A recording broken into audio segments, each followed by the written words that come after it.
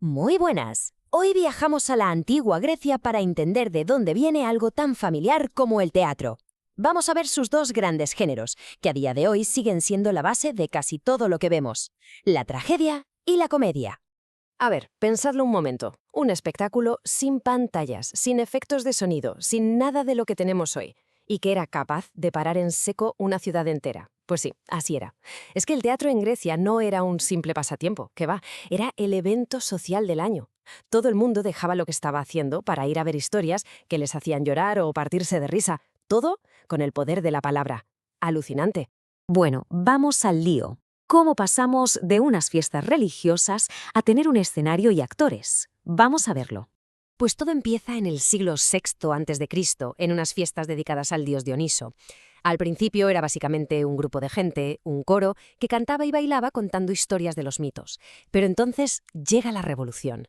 A alguien se le ocurre que una persona salga del coro y empiece a hablar con ellos. Y ¡bum! Acaba de nacer el primer actor. Y con él, el diálogo y la acción.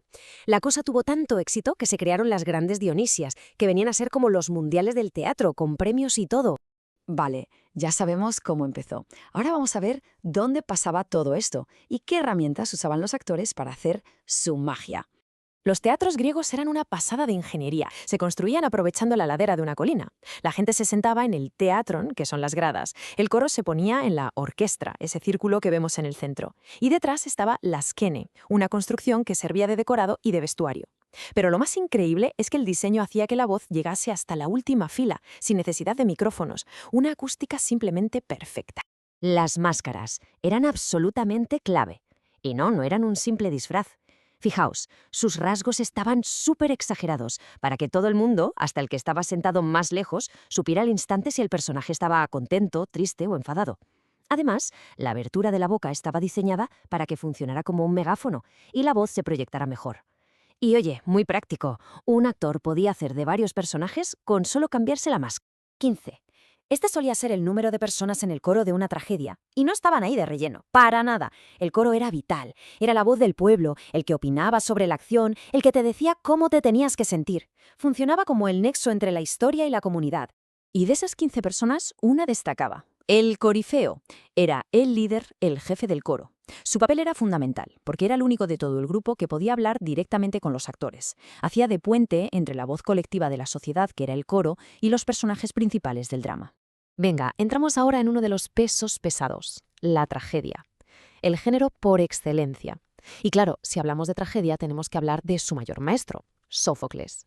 La finalidad de una tragedia no era simplemente ponerte triste y ya está, no. El objetivo era provocar algo llamado catarsis. La palabra significa algo así como purificación. La idea era que, al sentir esa compasión y ese miedo tan intensos por lo que le estaba pasando al héroe, el público salía del teatro como liberado, emocionalmente limpio, una especie de terapia colectiva. Sófocles fue un innovador de los buenos, y su gran idea fue meter un tercer actor en escena. A ver, puede parecer poca cosa, pero esto cambió las reglas del juego por completo. Pensadlo, con 2 actores tienes un diálogo, pero con tres ya tienes un triángulo. Puedes tener secretos, alianzas, traiciones. Un personaje puede estar diciendo algo sin que el otro se entere. Esto permitió que las tramas fueran muchísimo más complejas y llenas de giros. Y esta frase resume de maravilla el rollo de Sófocles.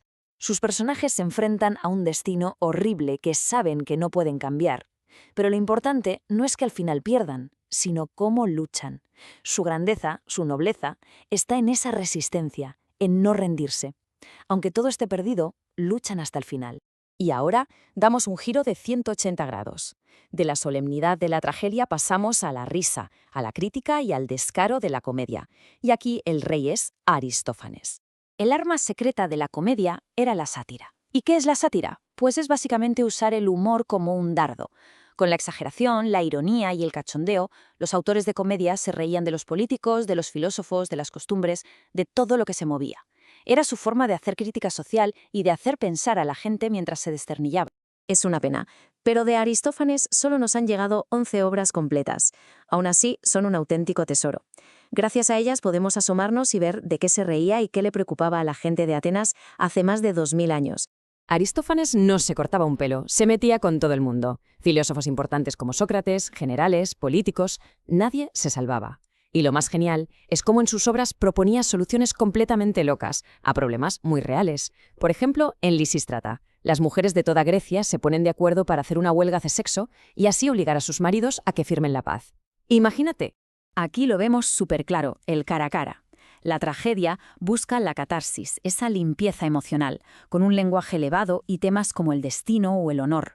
La comedia, por otro lado, busca la crítica a través de la risa, con un lenguaje de la calle y hablando de política o de la vida diaria. Y el final, claro, la tragedia acaba mal con la caída del héroe. La comedia siempre acaba bien, normalmente con una fiesta. Son las dos caras de la misma moneda. Y después de todo este viaje, llegamos a la gran pregunta. Vale, muy interesante, pero ¿qué tiene que ver todo esto con nosotros hoy en día? Pues tiene que ver y muchísimo más de lo que parece. A ver, esa estructura de contar una historia con un principio, un nudo y un desenlace, la inventaron ellos. El típico personaje que lo tiene todo, comete un error tonto y lo pierde todo, el famoso héroe trágico, lo vemos constantemente en el cine y en las series. Y la sátira para criticar a los que mandan, solo hay que encender la tele por la noche. La herencia griega está por todas partes, de verdad.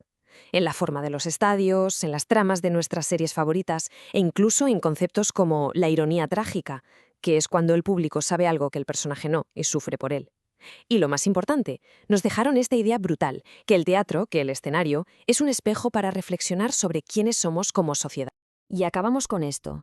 Una pregunta para darle vueltas. Si Aristófanes apareciera hoy, con ese humor tan afilado y esa imaginación desbordante, ¿de qué se reiría? ¿Qué problemas de nuestro mundo convertiría en una comedia?